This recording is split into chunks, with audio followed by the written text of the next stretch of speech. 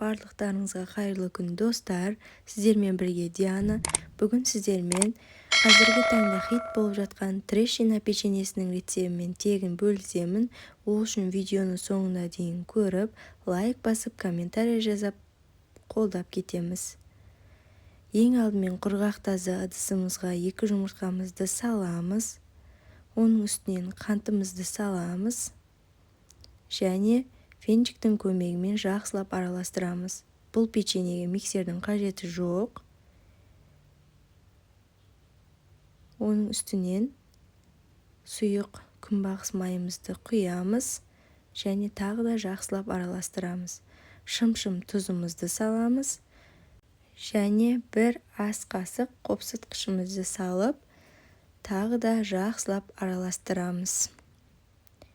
Өте оңай печеньелердің бірі. Електен өткізілген какаомызды саламыз және електен өткізілген ұнымызды саламыз.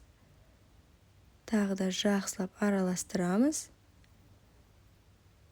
Міне бізде осындай жылтыр, нәзік қамыр пайда болады. 30 минутқа міндетті түрде морозильникке саламыз. Келесі кезекте печеньемізді жасаймыз. Ол үшін бізге таба және қант ұнтағы, жаңағы қамырымыз морозильниктен шығарып, осылай қолымыздың көмегімен домалақтап, өте жұмсақ болады. Тез-тез домалақтап, қант ұнтағының үстіне қойып, осылай барлық жерін батырып шығамыз.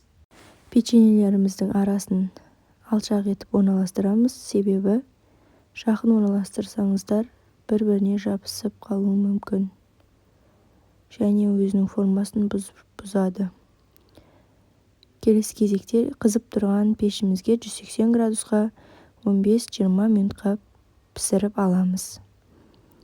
Міне біздің печеньелеріміз дайын болды. Дәмі өте керемет. Жасап көріңіздер. Өте оңай. Видеоны соңына дейін тамашалағандарыңызға рахмет. Сіздермен бірге болған Диана. Ас болсын, сау болыңыздар.